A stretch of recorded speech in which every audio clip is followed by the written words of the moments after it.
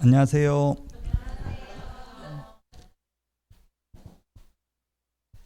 반갑습니다. 왜 웃으셨어?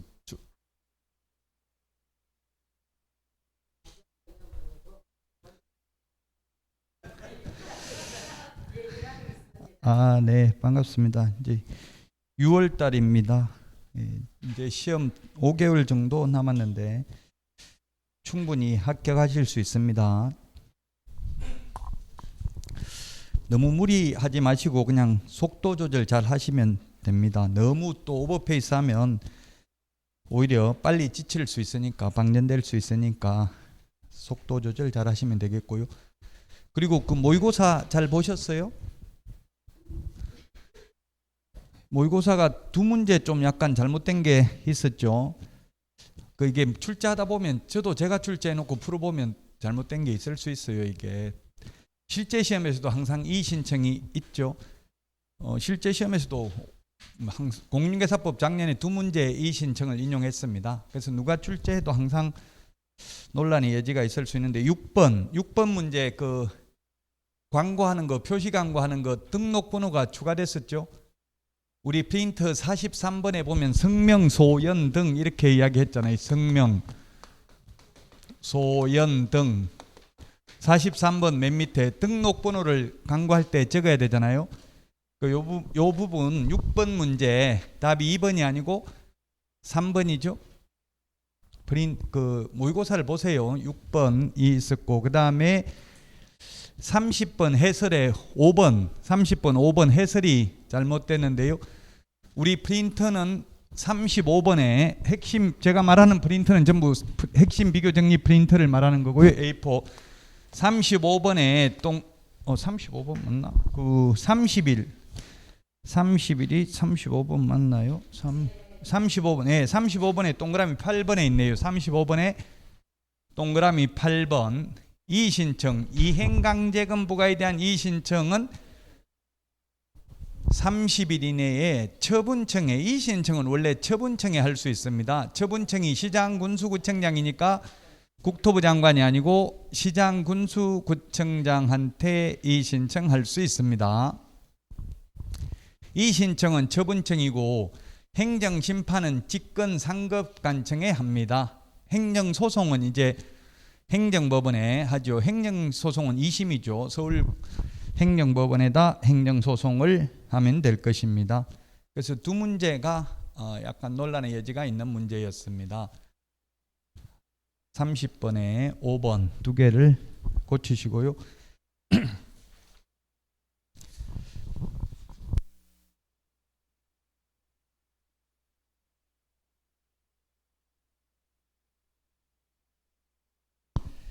자, 오늘 99페이지 벌칙할 차례죠. 벌칙. 벌칙 그 프린터 지난주에 행정벌 정리 따로 내드렸고요.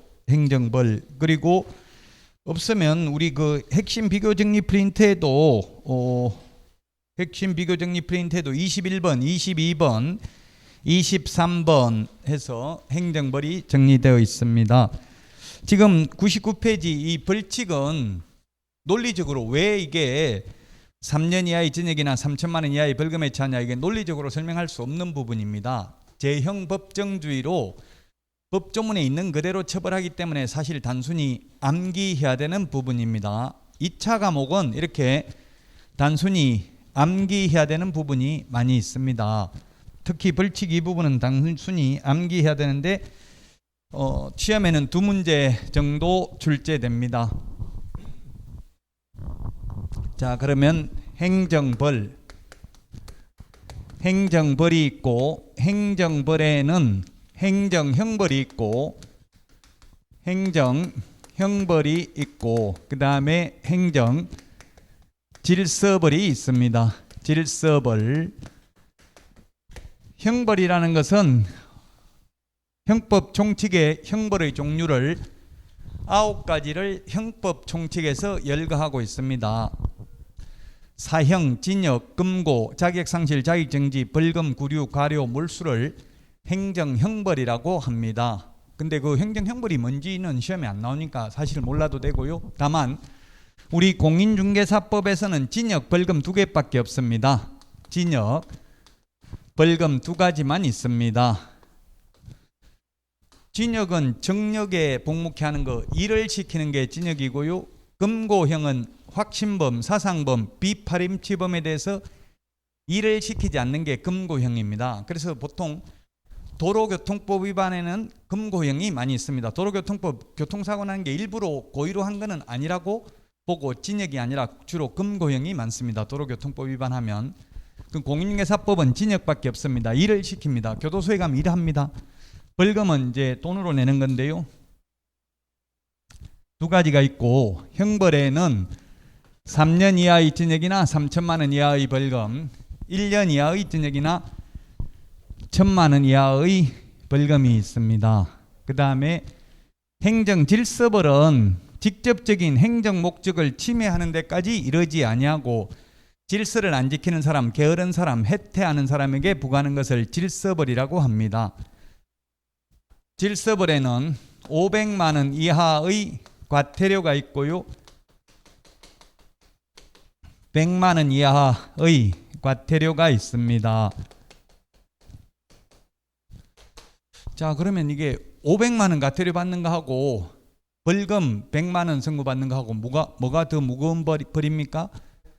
벌금 100만 원이 더 무거운 벌이죠. 벌금은 형벌, 즉 쉽게 말하면 전과자입니다. 벌금을 받으면. 근데 과태료, 우리 도로교통법 위반해가지고 과태료 냈다고 전과자라는 말은 안 하죠. 그래서 과태료가 금액이 더 커도 500만 원 과태료가 벌금 100만 원보다 더 가벼운 벌입니다. 그런 거 지금까지 말하는 거는 시험에 나오지는 않고요. 단순히 그냥 어떤 게 3년 이하의 징역이나 3천만 원 이하의 벌금에 처하는지만 출제됩니다. 같은 징역하고 벌금, 행정, 형벌까지끼리 징역하고 벌금을 병과하는 경우는 없습니다. 병과라는 말은 병행해서 부과하는 걸 병과라고 합니다. 징역도 부과하고 벌금도 부과하는 것은 없습니다. 둘 다 부과하는 것은 없습니다. 징역 또는 벌금입니다. 그리고 이상이 아니고 공인중개사법에서는 전부 이하입니다. 이하, 전부 이하다. 3천만 원 이하지 3천만 원 이상은 없습니다. 다른 형법에는 이상도 있습니다. 예를 들면 살인죄는 사형, 무기징역 또는 5년 이상의 유기징역이 처한다. 5년 이상입니다. 근데 공인중개사법에는 이상 없고 전부 이하고요. 또 예를 들면 저작권법 위반하면 5년 이하의 징역 또는 5천만 원 이하의 벌금을 병과한다, 병행해서 부과한다 이렇게 되어 있는데, 우리 공인중개사 시험에는 모두 징역 또는 벌금이지 징역과 벌금을 병과하는 경우는 없습니다. 둘 다 부과하는 경우는 없습니다. 과태료도 100만 원 과태료, 500만 원 과태료를 병과하는 경우는 없습니다. 자, 3년 이하의 징역이나 3천만 원 이하의 벌금 100페이지, 지금 보고 있는 우리 요약집은 100페이지에 있습니다. 100페이지.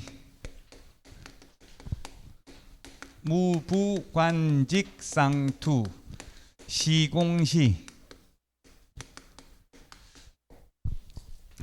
이렇게 암기하도록 하겠습니다.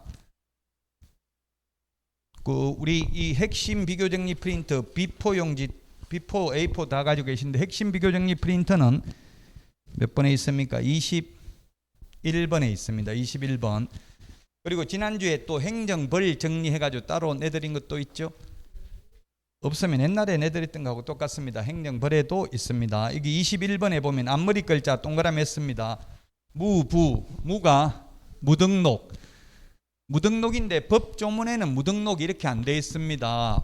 법조문에는 법 제9조 규정에 의해서 중개사무소 개설 등록을 하지 아니하고 중개업을 영위하는 자 이렇게 되어 있습니다. 이걸 줄여서 그냥 편의상 제가 무등록 중개업자 또는 무등록업자 또는 무등록 개업공개사 이런 말을 쓰더라도 그게 다 같은 뜻입니다. 무등록업자, 그 다음에 거짓 부정한 방법으로 등록을 한 자입니다. 거짓 부정한 방법으로 등록한 자. 어떤 게 부정한 방법으로 등록한 것인지 그런 사례를 시험에 묻지 않습니다. 그냥 거짓 부정한 방법으로 등록했다는 표현이 나오면 3년 이하의 징역이나 3천만 원 이하의 벌금입니다. 민법하고 다르다는 이야기입니다. 예를 들면 민법은 103조 반사회 질서적 행위에 해당되는 것이 무엇인지 사례가 시험에 나올 수도 있습니다. 그러나 공인중개사법에는 어떤 것이 부정한 방법으로 등록한 것인지 묻진 않는다고요. 그냥 법조문에 부정한 방법으로 등록했다는 걸 그 시험 지문에 주니까 쉽다는 이야기입니다. 단순히 암기만 하면 된다는 이야기입니다. 자, 그 다음에 분양 관련 증서 매매를 업으로 하거나 중개하는 행위입니다. 분양 관련 증서가 어떤 것인지 명확하게 우리 법에 규정은 없는데 관계법령에 의해서 이렇게 되어 있습니다. 관계법령이면 주로 주택법에 나와 있습니다.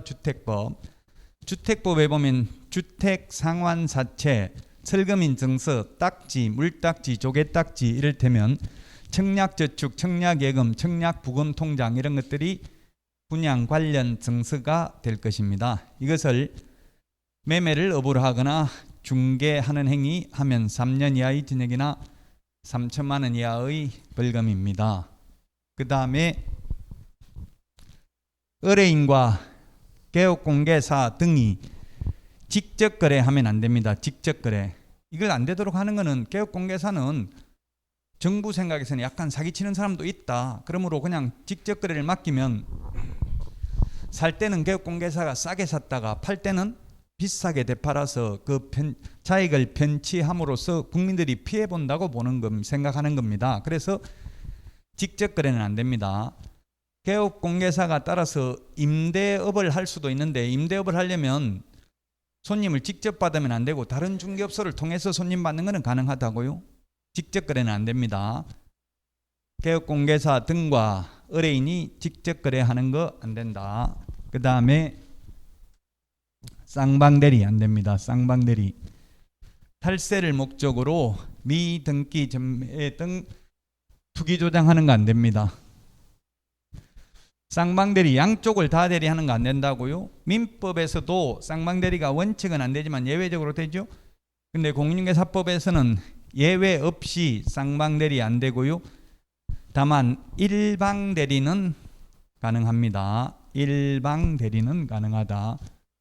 투기조장 안 된다. 미등기 전매를 했다면 비록 전매 차익을 올리지 못했다 하더라도 금지 행위에 해당됩니다.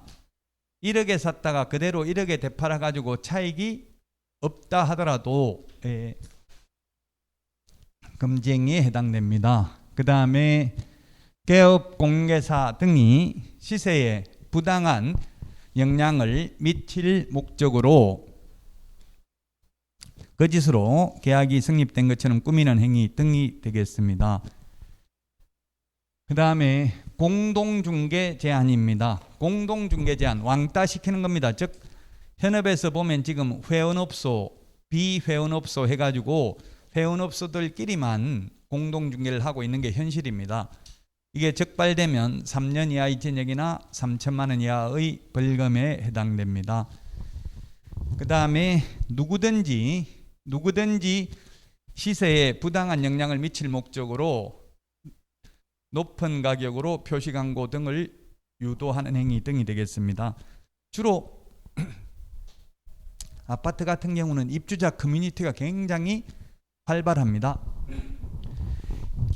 아예 입주하기 전부터 예비 입주자 협의회, 예입협 이런 것도 만들더라고요. 만들어가지고 그 네이버 카페라든지 카카오톡 이런 거, 카카오톡도 오픈 채팅방도 인증번호가 있어야 그 입장할 수 있는 그런 게 있더라고요. 그래가지고 자기들끼리만 정보를 교류하니까 뭐 10억 가자, 15억 가자 이런 거 많이 적어놨더라고요. 우리 아파트도 10억에 팔자 이런 식으로. 그런 게 가격 담합이죠. 이런 거 적발되면 3년 이하의 징역이나 3천만 원 이하의 벌금에 처합니다. 무부 관직상투 시공시 같이 시작. 한 번 더 시작.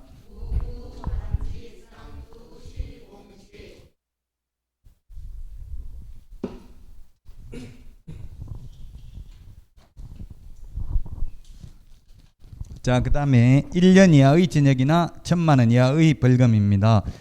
1년 이하의 징역이나 1,000만 원 이하의 벌금. 이건 사실 판사도 검사도 암기 다 못합니다. 우리는 시험 공부를 해야 되니까 암기를 해야 된다고요. 이 부분 벌칙. 판사도 그냥 법조문 찾아보면 돼요. 근데 우리는 암기를 해야 된다. 100페이지에 있습니다. 1년 이하의 징역이나 1,000만 원 이하의 벌금. 핵심 비교정리 프린트는 22번에 있고요. 유사, 이중, 양도, 임정, 비광, 매무수거,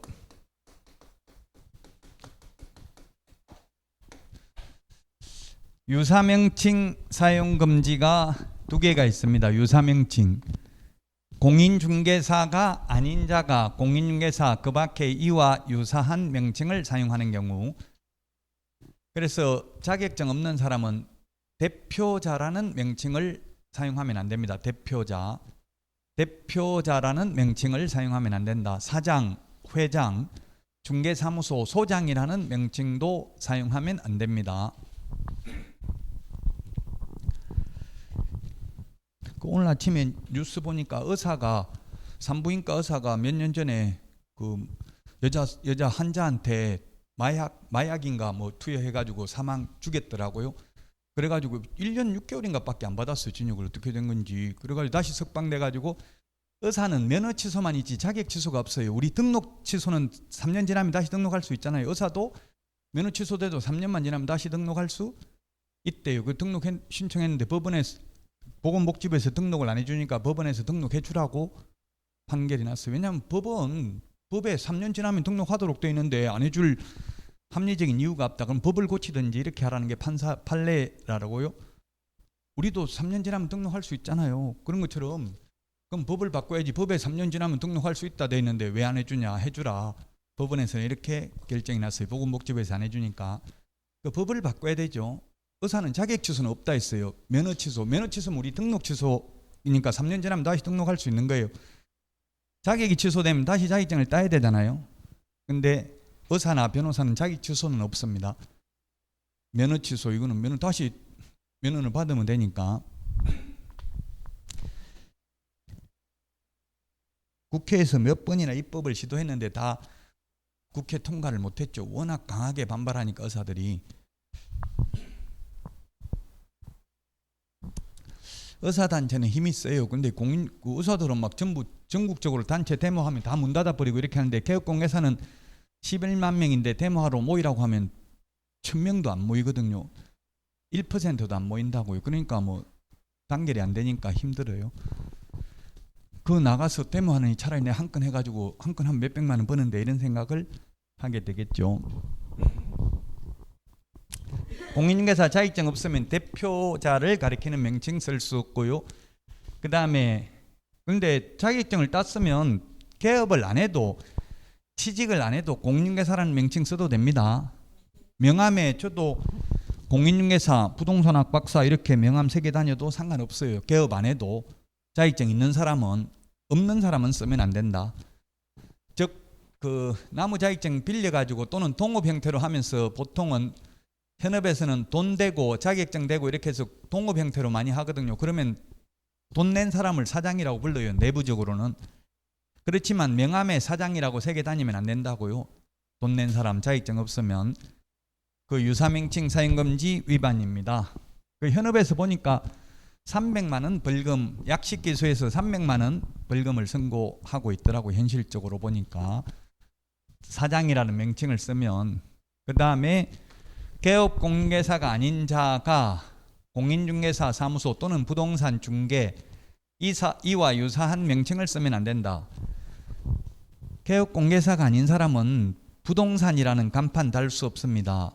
발품 부동산, 부동산 카페, 트러스트 부동산 이런 거, 변호사가 트러스트 부동산 해가지고 중개받다가 벌금 500만 원이 확정됐습니다. 서울고등법원에서. 그래서 개업공개사 아닌 사람은 부동산이라는 명칭을 쓸 수 없다. 간판 같은데. 유사명칭 사용금지 위반입니다. 그 다음에 이중등록. 이중 소속, 이중 사무소 1년 이하의 징역이나 1,000만 원 이하의 벌금입니다. 그러나 이중 계약서, 이중 직업 징역 벌금 대상 아닙니다. 이중 계약서, 다운 계약서, 업 계약서 적어도 등록만 취소할 수 있고 징역 벌금 대상은 아닙니다. 요즘 손피라는 게 유행하더라고. 손피가 뭡니까? 손에 쥐는 피입니다. 그러면 지금 아파트 입주해가지고 1년 안에 팔면은 손피 1억 이렇게 하면 만약에 분양가가 5억이면 6억을 해가지고 6억에서 1억을 가지는 거예요. 파는 사람이. 그럼 1억에 대한 세금이 지금 60%인가 그런 것 같더라고요. 60%면 지방소득세까지 하면 66% 세금 내야 되는 그 세금은 매수인이 내기로 한다 이렇게 특약에 적는다고요. 그 특약 자체가 무효는 아니죠. 양도소득세를 매수인 내기로 한다 그 자체가 무효는 아닙니다. 근데 문제는 세법상 그러면 6,600만 원 세금 내주면 그 6,600만 원이 또 양도차익이 더 생긴 걸로 보고 계산해야 돼. 원칙적으로 하면 그 엄격하게 보면 세법에 위반될 가능성이 많죠. 근데 완전히 불법이라고 단정하기는 좀 어렵습니다. 손피 어쨌든 지금 손피라는 게 많이 유행하고 있어요. 매수인이 즉 양도소득세를 부담한다는 이야기입니다. 손에 쥐는 피 실질적으로 받는 돈입니다. 자, 그 다음에 자격증 등록증을 양도 대여하거나 양수 대여받는 자입니다. 자격증 등록증 둘 다 해당됩니다. 빌려준 사람, 빌린 사람 처벌 규정이 똑같습니다. 빌려준 사람이나 빌린 사람이나 똑같습니다. 자격증 등록증 다 마찬가지입니다. 임시중개시설물 뜻다방을 설치하는 경우 파라솔, 천막 이런 거 임시중개시설물 지금 2천에 분양하는 거는 6개월 전매 제한이 거의 6개월 이런 것 같던데요. 있어요 없어요? 이게 파라솔 해놓는 뜻다방 2천에 저는 안 가봐서 문도 보는 거 없어요? 전매 가능한 데는 있겠죠. 오피스텔 이런 건 있는 것 같더라고요. 오피스텔 같은 거는 뜻다방 옛날에는 파라솔, 천막 이런 거 엄청나게 많이 설치했었습니다. 요즘은 뭐 아예 전매 제한이 거의 안 되니까 별로 없기는 한 것 같더라고요. 임시중개시설물입니다. 뜻다방, 파라솔, 천막을 말하는 것입니다. 자, 그 다음에 정보를 거짓으로 공개한 거래정보사업자입니다. 거래정보사업자는 개업공개사한테 의뢰받은 정보에 한하여 공개해야 되며 개업공개사에 따라서 정보를 차별적으로 공개해서도 아니 됩니다. 근데 현실적으로는 차별해서 공개하고 있습니다. 회원업소들만 매물을 볼 수 있도록 해놓고 있습니다. 그 적발되면은 1년 이하의 징역이나 1,000만 원 이하의 벌금입니다. 근데 적발하기가 힘든 게 비회원은 아예 무슨 정보가 공개되고 있는지 자체가 아예 로그인 자체를 할 수가 없습니다. 매물이 안 보입니다. 비밀준수 의무 위반입니다. 이 비밀준수 위반 하나만 반의사 불벌죄입니다. 피해자의 명시된 의사에 반하여 벌할 수 없는 이른바 반의사 불벌죄는 비밀준수 의무 위반 이거 하나밖에 없습니다. 자, 그 다음에 광고입니다. 광고. 개공 아닌 자가 중개 대상물에 대한 표시 광고를 하면 1년 이하의 징역이나 1,000만 원 이하의 벌금입니다. 개업공개사가 아닌 자가 컨설팅 업자가 광고를 하면 1년 이하의 징역이나 1,000만 원 이하의 벌금입니다. 그 다음에 개업공개사는 중개대상물 중개를 업으로 해야 되잖아요. 남을 소개하는 걸. 근데 소개하는 걸 지급을 안 하고 매매를 업으로 하면 사고 파는 것을 지급으로 하면 1년 이하의 징역이나 1,000만 원 이하의 벌금입니다. 그 다음에 무등록 중개업자와 협력하는 행위입니다. 무등록 중개업자임을 알면서 그를 통해서 중개를 의뢰받거나 무등록 중개업자에게 자신의 명의를 이용케 하는 행위입니다. 그 다음에 중개 보수 또는 실비를 초과하여 어떠한 명목으로라도 금품을 받는 행위를 하면 안 됩니다. 그래서 현업을 해보면 손님들이 와서 복비는 따블로 드리겠습니다. 이래 놓고 나중에 계약하고 나면 이거 강행복규 위반으로 무효인 거 알고 계시죠? 이렇게 나온다고요. 그러면 못 받아요. 무서워서 영수증 달라 이렇게 하면 영수증 받아가지고 바로 등록관청에 가서 민원 넣는 경우도 많아요. 초과해서 받으면. 거짓된 은행, 그 밖에 의뢰인의 판단을 거르치게 하는 행위. 이게 정말 어렵습니다. 뭐가 거짓말인지, 거짓된 은행인지, 청약 유인인지 명확하게 구분하기 쉽다, 어렵다? 어렵죠? 어디까지가 청약 유인인지, 어디까지가 거짓말인지 구분하기 어렵습니다. 1년 이하의 징역이나 1,000만 원 이하의 벌금이고요. 자, 그 다음에 500만 원 이하의 과태료입니다. 101페이지에 있습니다. 500만 원 이하의 과태료입니다. 101페이지에 있고 500만 원 이하의 과태료는 103페이지, 104페이지에 보면은 개별 기준이 있습니다. 개별 기준.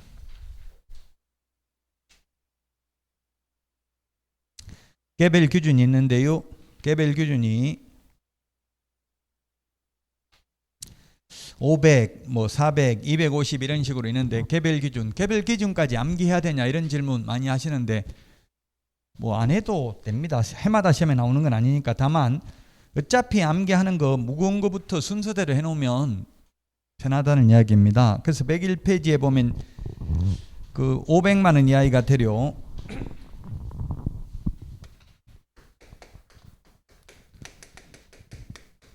확부모 추 개운해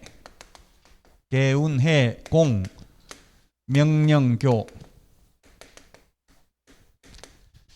개별 기준이 500, 400, 300, 200, 100만 원. 이 개별 기준이 103페이지, 104페이지, 105페이지 이렇게 개별 기준이 있어요. 이 개별 기준을 왜 정했냐 하면은 그냥 시험에 만약에 개별 기준이 400만 원인데 이게 만약에 이걸 위반하면 400만 원 이하의 과태료다 이 말은 틀렸죠? 400만 원 이하가 아니라 모두 500만 원 이하. 특히 시험에 잘 나오는 게 연수교육 안 받으면 100만 원 이하의 과태료입니까? 500만 원 이하의 과태료입니까? 연수교육 안 받으면 500만 원 이하입니다. 다만 그 개별 기준, 구체적 기준은 100만 원입니다. 그 이 개별 기준의 2분의 1 범위 내에서 늘리거나 줄일 수 있다고요? 그럼 150만 원 부과할 수도 있어요. 그래서 100만 원 이하라는 말은 쓸 수 없다고요? 무조건 500만 원 이하입니다. 이하라는 말을 쓸 때는. 다만 500만 원 이하라고 하면 누구는 500만 원 다 부과하고 누구한테는 뇌물 받고 5만 원만 부과할 수도 있잖아요. 그러면 형평성에 어긋나기 때문에 공무원들의 재량권의 일탈, 남용을 방지하기 위해서 개별 기준을 대통령령에 정해놓고 그 개별 기준의 2분의 1 범위 내에서만 공무원이 재량권을 행사할 수 있도록 하기 위해서 이렇게 개별 기준을 만든 거라고요. 꼭 암기하기 힘들면 개별 기준 몰라도 됩니다. 다만 어차피 앞에 500, 400, 300, 200, 100 순서대로 해놓으면 웬만하면 찾을 수 있다는 이야기입니다. 물론 개별 기준이 시험에 나온 적 있습니다. 자, 그래서 확인 설명도 안 하고 근거 자료 제시도 안 하면 둘 다 안 하면 500인데 둘 중에 하나를 안 하면 250만 원이에요. 250만 원. 거기에 103페이지 요약집 맨 밑에 박스 맨 밑에 보니까 설명은 했으나 근거 자료 제시하지 않는 경우 250이라고 돼 있죠. 둘 중에 하나를 안 하면 250. 104페이지 맨 위에 보면은 방가로 3번에 보면 둘 다 안 하면 500만 원이라고 돼 있잖아요. 개별 기준이. 그래서 이거 둘 다 확인 설명도 안 하고 근거 자료 제시도 안 하면 500. 둘 중에 하나를 안 하면 250만 원입니다. 자, 그 다음에 부당한 표시 광고입니다. 부당한 표시 광고. 허위 매물, 미끼 매물, 낚시 매물, 가짜 매물 올린 경우입니다.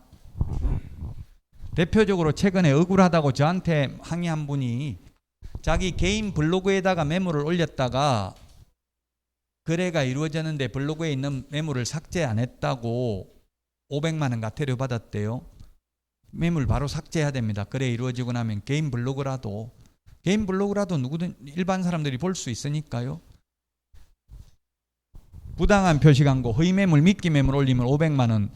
그 다음에 모니터링 자료 제출을 거부한 정보 통신 서비스 제공자입니다. 네이버 부동산, 직방 이런 게 되겠죠.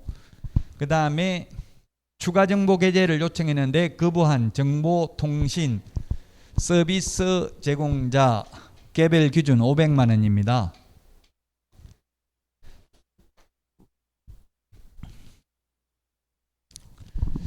자, 그 다음에 5번에 보면 개선 명령을 이행하지 아니한 협회인데, 개선 명령이 뭐냐면 협회 공제 사업에 대해서 국토부 장관이 개선 명령을 할 수 있고, 이 개선 명령을 따르지 않는 경우가 되겠고요. 운영 규정을 위반해서 정보망을 설치 운영한 거래 정보 사업자. 그 다음에 해임 징계 요구에 응하지 아니한 협회입니다. 국토부 장관이 협회 임원에 대해서 해임 징계를 요구할 수 있습니다.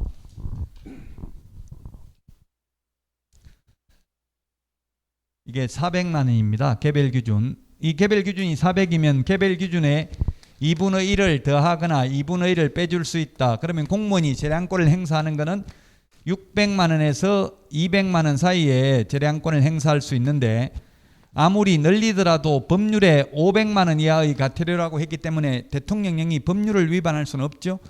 그래서 500만 원에서 200만 원 사이에서만 재량권을 행사할 수 있다, 공무원이. 자, 그 다음에 공제사업 운용 실적을 매 회계년도 종료 후 3개월 이내에 일간신문 또는 협회보에 공시하고 협회 인터넷 홈페이지에 게시해야 되는데, 이를 위반한 경우는 300만 원. 감독상 명령을 위반한 협회, 감독상 명령을 위반한 거래정보사업자 500만 원 이하의 과태료. 개별 기준은 200만 원입니다. 연수교육을 받지 아니한 경우 500만 원 이하의 과태료고, 개별 기준은 최대 100만 원입니다. 그 연수교육을 보면 104페이지, 요약집 104페이지, 거기 바번에 보면은 방가로 1번 법 위반 상태의 기간이 1년 이내인 경우, 연수교육은 2년에 한 번씩 받아야 되잖아요. 근데 2년이 지나고 1개월 안에 1개월이 안 넘었으면 20만 원, 법 위반 상태의 기간이 1개월 초과 3개월 이내면 30만 원. 방가로 3번 법 위반 상태의 기간이 3개월 초과 6개월 이내인 경우 50만 원, 법 위반 상태 기간이 6개월 초과한 경우 100만 원입니다.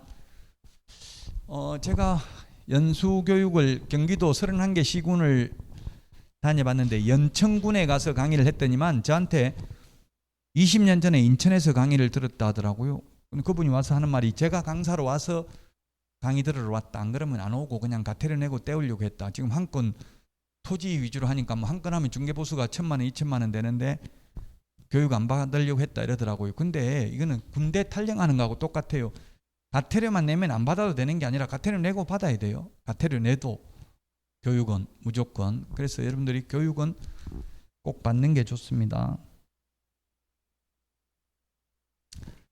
어쨌든 최대 100만 원이고, 100만 원에 6개월, 법 위반 상태 기간이 6개월 초과하면 100만 원입니다. 개별 기준이.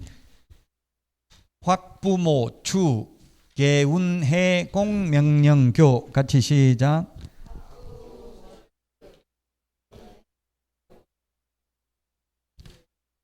자, 다음은 100만 원 이하의 과태료입니다. 100만 원 이하의 과태료.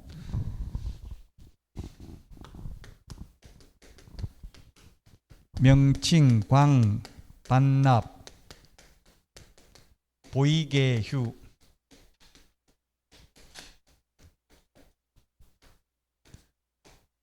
$50만, 30만, 20만 명칭, 광, 반납, 보이개휴. 시작.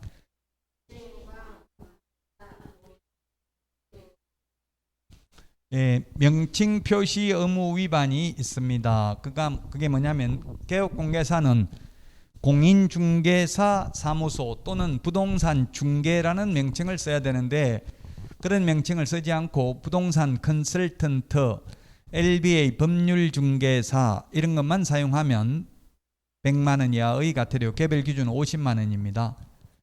그러나 유권 해석은 공인중개사 사무소라는 명칭을 쓰고 추가로 부동산 컨설턴트 또는 LBA 법률중개사를 추가로 하나 더 명시해도 위반은 아니라고 해석하고 있습니다. 자, 그 다음에 두 번째는 부칙개공. 옛날 중개인, 옛날 복덕방 하던 분들, 자격증 없는 분들 있죠? 이분들은 공인중개사 자격증이 없으니까 공인중개사라는 명칭을 쓰면 안 되잖아요. 부칙개공은 그 법 7638호 부칙 제6조 2항의 규정에 의해서 등록을 한 것으로 보는 자가 공인중개사라는 명칭을 쓰는 경우 100만 원 이하의 과태료, 개별 기준 50만 원이고요. 그 다음에 광고하면서 이번에 모의고사에 나왔던 그 광고라는 말 제가 시험에 반드시 나온다고 했죠. 광고를 하면서 성명, 소연 등 이런 걸 하나라도 빠진 경우, 등록번호 빠지면 안 되죠. 보조원 이름 적어도 100만 원 이하의 과태료. 그 다음에 프린트 25번에 소면 종가형, 소면 종가형. 그 다음에 건축물인 경우 총사방, 총사방 개개 입주관, 총사방 개개 입주관. 같이 시작. 인터넷에 건축물에 대한 표시 광고를 하려면 성명, 소연 등 이게 프린트 43번에 맨 밑에 있고요. 소면 종가형은 프린트 25번 맨 밑에 있고요. 총사방 개개 입주관도 프린트 25번 맨 밑에 있는데 총청수, 사용승인, 사용검사 받은 날, 방향, 방의 개수, 욕실 개수, 입주 가능일, 주차 대수, 관리비 이런 걸 광고할 때 적어야 된다고요. 광고할 때 필요적으로 적어야 될 사항을 누락시키면 100만 원 이하의 과태료라고요. 그러니까 옛날에 광고 낸 거 보면 그냥 임대문의 이렇게 해가지고 핸드폰 번호만 적혀 있었어요. 셔터 내려놓고 상가에다 붙여놓은 거 보면. 근데 지금은 신도시에는 가보니까 법을 신도시로 사무소를 옮긴 사람들은 전부 다 젊은 분, 뭐 꼭 젊고 나이에 따라서는 상관없지만 어쨌든 그런 옮긴다는 거는 굉장히 진취적인 분들입니다. 부칙개공 분들은 사무소 옮겨요, 안 옮겨요? 안 옮긴다고 두렵다고. 나이 먹으면 저도 두려워요. 나이 먹어가지고 뭐 새로운 거 하려면 두렵죠. 그러니까 굳이 이딴 데서 돈 많은데 굳이 가서 위험을 무릅쓰고 안 하잖아요. 근데 해외 신도시에 옮기는 분들은 굉장히 진취적인 분들이고 변화를 모색하는 분들이기 때문에 법을 다 잘 지켰더라고. 보니까 제가 신도시 다니면서 이거 광고해 놓은 거 보니까 성명, 소연 등, 즉 성명, 사무소 명칭, 소재지, 연락처, 등록번호 이런 걸 광고에 적어놨다고요. 근데 아직도 부칙개공 이런 분들은 그냥 임대문의 해가지고 핸드폰 번호만 적어놓은 데도 있어요. 그거 누가 민원 넣으면 신고하면 100만 원 이하의 과태료입니다. 이거는 중개대상물 소재지, 면적, 종류, 가격, 거래 형태입니다. 이런 걸 적어야 된다고요. 광고할 때, 인터넷 표시 광고할 때는. 자, 그 다음에 등록 취소되고 나서 등록증 7일 이내에 반납 안 하면 50만 원. 자격 취소되고 나서 자격증 7일 이내에 반납 안 하면 개별 기준은 30만 원입니다. 똑같은 내용을 계속 반복합니다. 그러니까 뭐 지겨워도 참아야 돼. 처음 오신 분은 몰라서 힘들고 계속 듣던 분들은 이제 아는 거 똑같은 내용 왜 자꾸 하냐 이렇게 하는데 똑같은 내용 할 수밖에 없어요. 어차피 범위가 똑같고 이렇기 때문에 똑같은 내용을 지겨워도 참아야 합격할 수 있어요. 자, 그 다음에 손해배상을 보장하기 위한 보증관계 증서를 교부하지 않거나 보장금액을 설명하지 않는 경우 사무소 이전하고 10일 이내에 이전 신고. 우리 주민등록 옮기는 주소 옮기는 거하고 똑같다고 했죠. 사무소 이전. 주소 옮기고 나서 전입신고 하잖아요. 옛날에는 전출신고 했는데 마찬가지로 사무소도 미리 신고하는 게 아니라 옮기고 나서 사후 10일 이내에 이전 신고하면 됩니다. 전입신고만 하면 된다고요. 우리 주민등록 같으면. 그 다음에 개시 의무 등수보자인데 등수보자인데 이걸 바꿔야 되겠어요. 이제 등수보자인데 등수사보자 어때요? 등수사보자. 사업자 등록증 하나 추가됐죠? 등수사보자. 이렇게 사자를 어디 넣어야 되는데 어디 넣으면 좋겠어요? 혹시 입에 괜찮아요? 그럼 여기다 넣을게요. 어디다 등수보자 했는데 등수사보자, 등수사보자. 사업자 등록증입니다. 사업자 등록증도 게시를 해야 됩니다. 왜냐하면 일반 가세사업자, 간이가세사업자 이게 부가가치세 받는 게 다르거든요. 일반 가세사업자는 10% 받을 수 있는데 간이가세사업자는 4% 받을 수 있어요. 부가가치세를. 그래서 간이가세사업자이면서 10% 부가가치세 못 받게 하려고 게시하도록 한 겁니다. 그 다음에 3월 초가 무단휴업, 폐업신고, 재개신고, 변경신고 위반하면 100만 원 이하의 과태료. 개별 기준 20만 원이고요. 6월 초가 무단휴업하면 임의적 등록 취소입니다. 이 개별 기준의 2분의 1 범위 내에서 늘리거나 줄일 수 있다. 우리 프린터 56번에 핵심 비교정리 프린터 56번에 보면은 2분의 1에 3번, 4번, 5번, 6번 있습니다. 자격정지, 업무정지, 500만 원 과태료, 100만 원 과태료 요 4개는 개별 기준의 2분의 1 범위 내에서 늘리거나 줄일 수 있다. 아무리 늘리더라도 법에서 정하고 있는 기준금액을 초과할 수는 없다. 자, 그 다음에 102페이지 과태료 부과징수 절차입니다. 메뉴에 표에 있는데 누가 부과징수하는지 시험에 많이 나왔습니다. 제가 뿌린 자가 거두리라 이런 말을 했습니다. 즉 협회, 거래정보사업자, 정보통신 서비스 제공자에 대한 과태료는 국토부 장관입니다. 협회, 거래정보사업자, 정보통신 서비스 제공자에 대한 500만 원 이하의 과태료는 모두 국토부 장관입니다. 그 다음에 자격증 7일 이내 취소되고 미반납하고 또 연수교육 받지 않는 경우는 시도의사가 부과합니다. 왜? 연수교육을 시도의사가 실시하죠? 그 다음에 자격증도 시도의사가 줬으니까 반납 안 하면 시도의사가 부과한다고요. 뿌린 자가 거두리라. 모든 결정권자와 변경권자는 똑같습니다. 그 다음에 개업공개사에 대한 과태료는 등록관 정의 부과합니다. 이 공인중개사법에서는 시도지사나 국토부 장관이 과태료를 부과하는 경우도 있습니다. 그러나 이제 오늘 하게 되는 부동산 거래 신고 등에 관한 법률에 대한 과태료는 모두 신고관청만 과태료를 부과합니다. 부동산 거래 신고 등에 관한 법률에서는 과태료를 모두 누가 부과한다? 신고관청만 부과합니다. 그러나 공인중개사법에서는 국토부 장관이나 시도지사가 부과하는 경우도 있다. 자, 그 다음에 그 밑에 과태료 부과 징수 기준입니다. 일반 기준을 보면 부과권자는 다음 어느 하나에 해당하는 경우에는 개별 기준에 따른 과태료 금액의 2분의 1 범위 안에서 그 금액을 줄일 수 있다. 다만 과태료를 체납하고 있는 경우에는 그렇지 않다. 체납, 연체하고 있는 경우는 줄일 수 없다는 이야기입니다.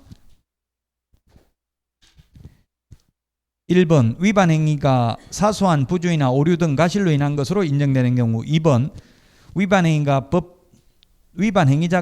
위반 행위를 시정하거나 해소하기 위하여 노력한 사실이 인정되는 경우. 3번 그 밖에 위반 행위의 정도, 동기와 결과 등을 고려하여 과태료 금액을 줄일 필요가 있다고 인정하는 경우 2분의 1을 줄여줄 수 있다.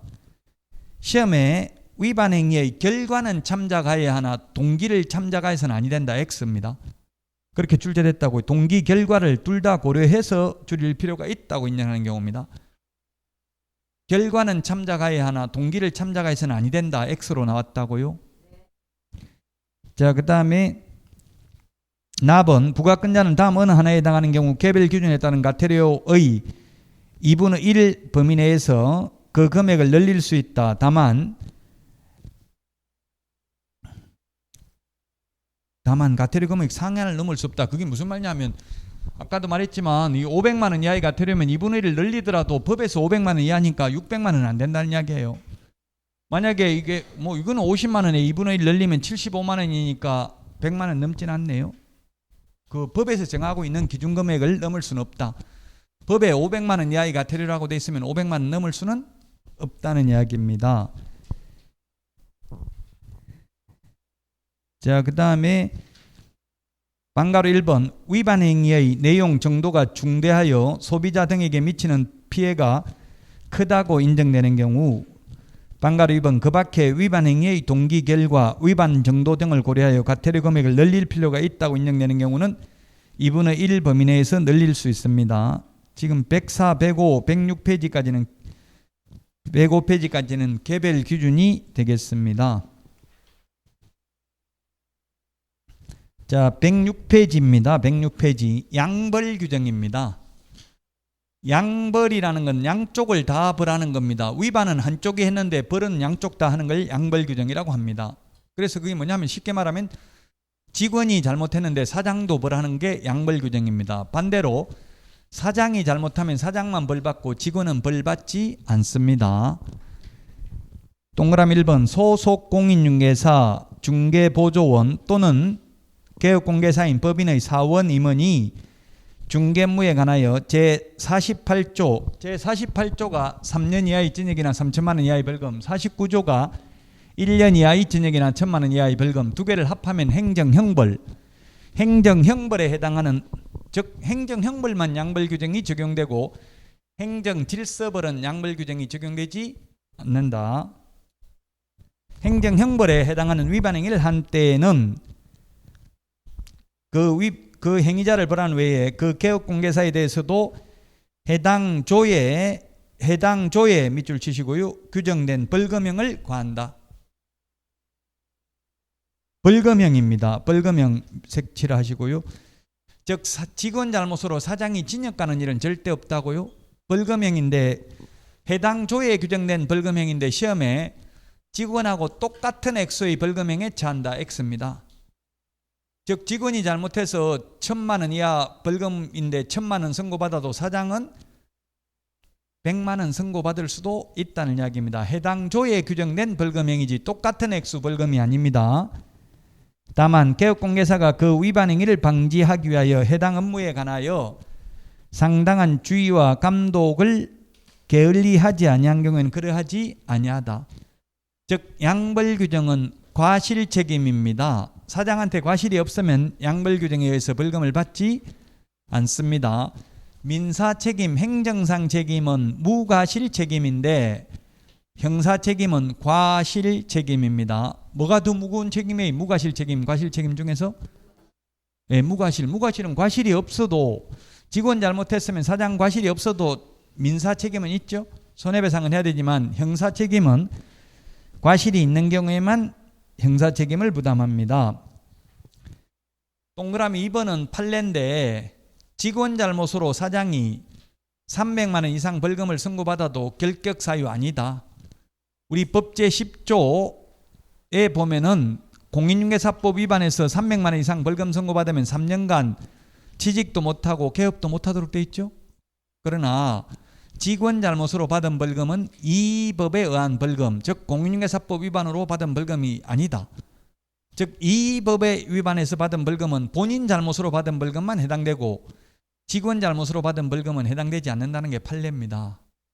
왜냐하면 만약 직원 잘못으로 벌금을 받아도 3년간 취직도 못하고 개업도 못한다고 하면 역선택을 당할 수 있다. 옆에 경쟁업소에서 일부러 위장 취업시켜가지고 벌금 받게 만들어가지고 3년 동안 취직도 못하고 개업도 못하도록 하면 안 되겠죠. 그래서 판례가 이 법이 공인중개사법입니다. 그건 본인이 받은 벌금만 해당된다. 동그라미 3번 과태료는 양벌 규정이 적용되지 않습니다. 자, 여기까지가 공인중개사법인데 여기까지 시험에 28문제 정도 출제되고요. 이번 시간에 한 게 2문제 정도 시험에 나옵니다. 벌칙이 평균. 이제 108페이지 부동산 거래 신고 등에 관한 법률이 8문제 작년에 출제됐는데요. 여기부터 쉬었다가 하도록 하겠습니다. 오늘 내드린 문제 미리 풀어보시기 바랍니다.